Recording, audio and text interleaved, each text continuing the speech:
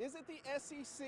Then everybody else. Tomorrow night's Orange Bowl, a matchup pitting the SEC against the ACC. Newman playing tonight inside the house Michael Jordan built. His airness even properly equipped for the game. I am told that people were lined up to get into this one starting at 3:30 this afternoon. The biggest Saturday in state history on deck. We're talking college football tonight, and so I brought in the talkingest head I know. But add Ben Howland, and now a local five-star prospect. We're going to have a whole bunch of highlights. Is anybody here ready for some football tonight? Yeah! You may be able to tell that there's no longer goalposts standing behind me here at Vaught-Hemingway Stadium. They fell along with top-ranked Alabama. Let's play two. The call today in Oxford. Doubleheader on tap between Ole Miss and Alabama. Brady Bramlett, owning Alabama hitters, strikes out 9 over 7 1/3 scoreless innings, but spotted just a 1-0 lead when he exits the game. Well, insurance comes in the 8th inning in the form of Sykes Orvis's 9th home run of the season. Ball down and drinks up. 2-run home run makes it 3-0. And just for fun, Austin Knight, 2 batters later, drives one deep to left. Let's see some beverages fly.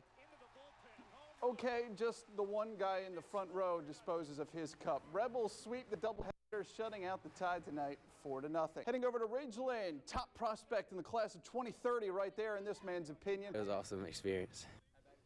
Now, I used to get sent out of class 6-7 times a day, not to go meet college recruiters. All right. Oh, Walker, I tell you, he's a really unique character. His personality draws everybody. He was just a fun-loving guy. Couldn't take him serious half the time. That's how silly he was. He was the type of boy that every father wanted. He always had a smile on his face. He always had time for people. Probably one of the silliest people you ever meet. He would have loved everyone in a circle talking about him. Jackson Prep returning to practice a day after the passing of teammate Walker Wilbanks, ready to continue on with the season with a blessing from the Wilbanks family, especially Father David. He wants us to dedicate this season to Walker. And we had already said that, but just hearing Mr. David say that and pretty much saying that he's going to be here for us, even though he's got such a loss that just happened in his life, that was pretty moving.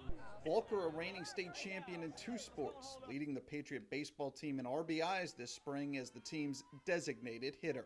He was our 5-hole hitter, and I think one of the coolest things that I've heard, Rob Huffman was our 4-hole hitter, and they kind of had a back and forth all year. They were really great friends, but they would go back and forth, and Walker was our DH, and Rob got on him one day and told him, you're a third of a player. You don't play defense, and you don't really run the bases. All you do is hit.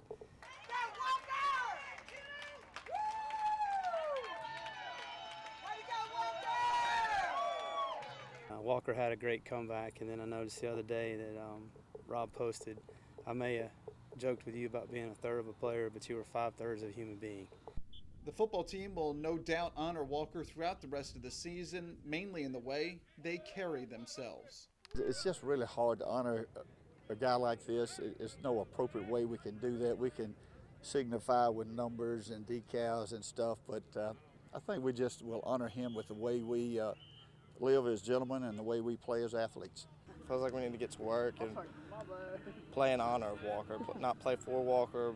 That's what we're saying. We're going to play in honor of him because he's still with us.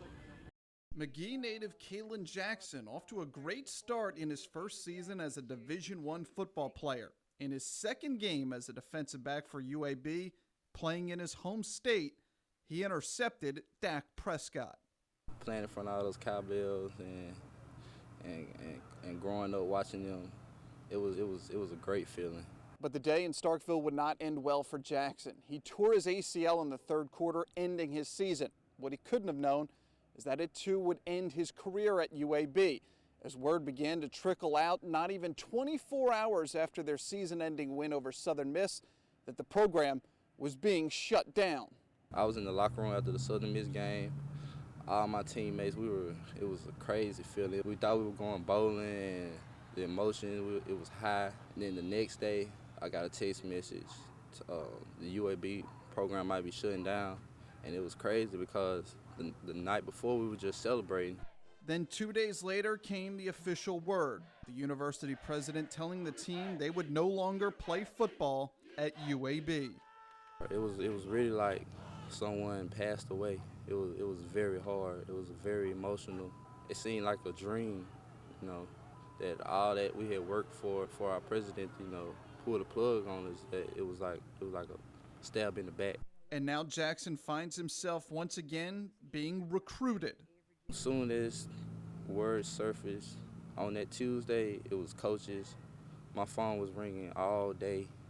It still rings a lot. I call my brothers, my teammates. We all just trying to move forward because I know something good gotta come out of this, and right now we're just trying to pick up the pieces and move forward.